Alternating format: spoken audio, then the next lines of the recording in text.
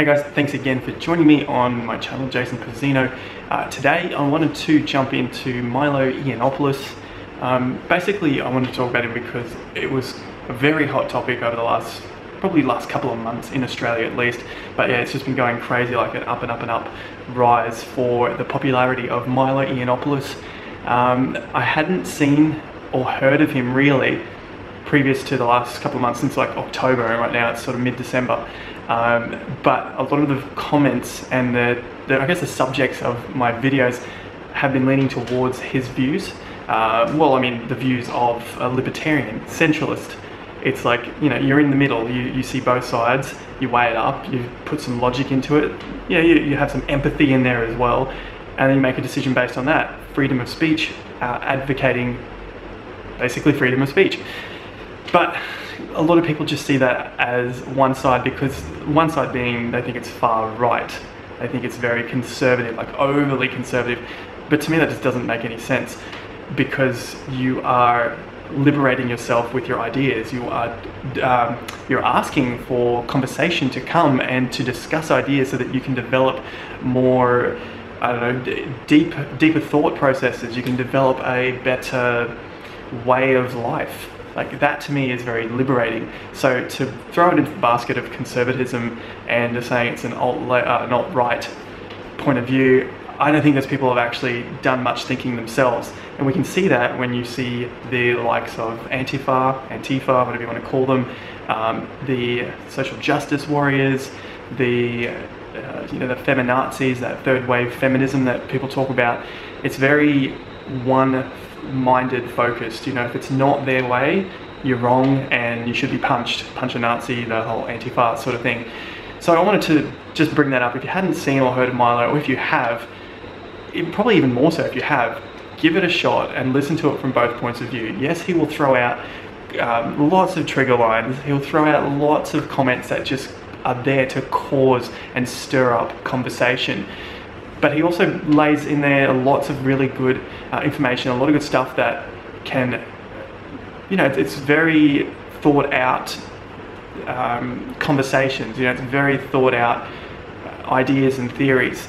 So yeah, if you have heard of him, go and watch him. If you dislike him, I'll leave a link to Milo's channel down below. A lot of the conversations that he has with other people in public life. There was one particular video which went viral.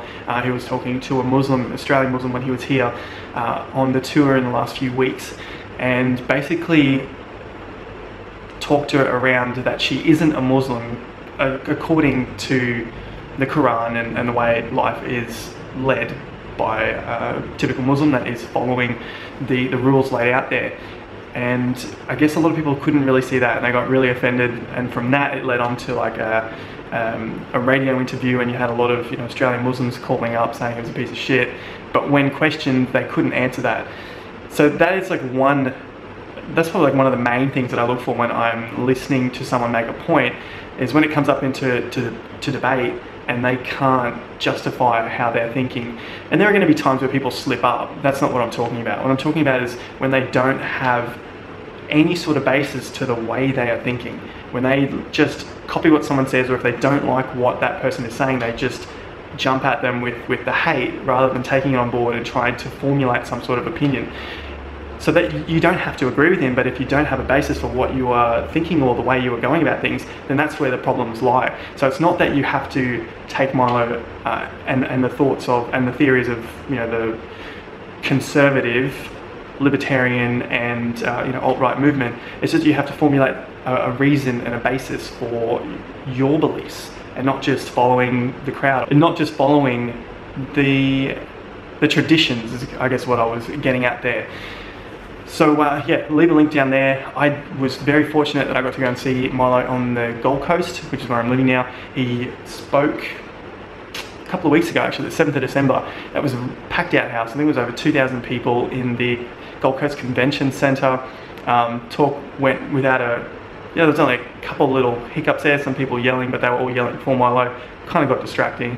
And there was just one guy that stood up and yelled out, in the point where he was talking about something to do with Aboriginal art and Aboriginal culture and the white culture and whatnot. Some guy just jumped up and yelled out, "You're not going to get to us," and stormed out. So apart from that, there was no riots, there were no fights, there was nothing else. It was a really good night of listening to the speech by Milo, and there was a couple of other people that also spoke on that night. Milo will be back next year, he said, thanks to Penthouse, so they will be bringing more freedom of speech back to Australia. They'll probably have a few more people as well. Oh, the other reason why I wanted to bring that up is because I did a post on it on Instagram. My link to Instagram's down below. It's probably just a couple back. I think I'm standing there with my shoulder on something. That's the picture there.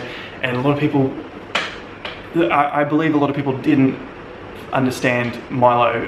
They'd only really followed Milo from the mainstream media, and they developed their opinions of him from that. So that's where a lot of the hate came from. I don't think they've actually took the time, I don't think they've taken the time to sit down and watch him for that, you know, for the opinions of his theories and whatnot. I'm sort of rambling at that point, and I'm kind of getting sick of my own rambling at that point. So I'll leave it there. Links are all down below. Go and watch it. It's great stuff to open your mind and to think about things a different way, or I guess go back and research the way you currently believe and see if there's any holes in that idea that you can, you know, that you can build up and have some sort of argument against the other side. So that's what it's all about, freedom of speech. Thanks again for joining me. I'll be back again in the next video. I did just do another video on my crypto channel, and I'll keep updating that as well. So I've got this channel and the crypto, so that's possibly why sometimes I miss a day here, but I'm doing one over there. So as always, the links are down below. Thanks again for joining me. I'll see you at the next video, but until then, take care and peace out.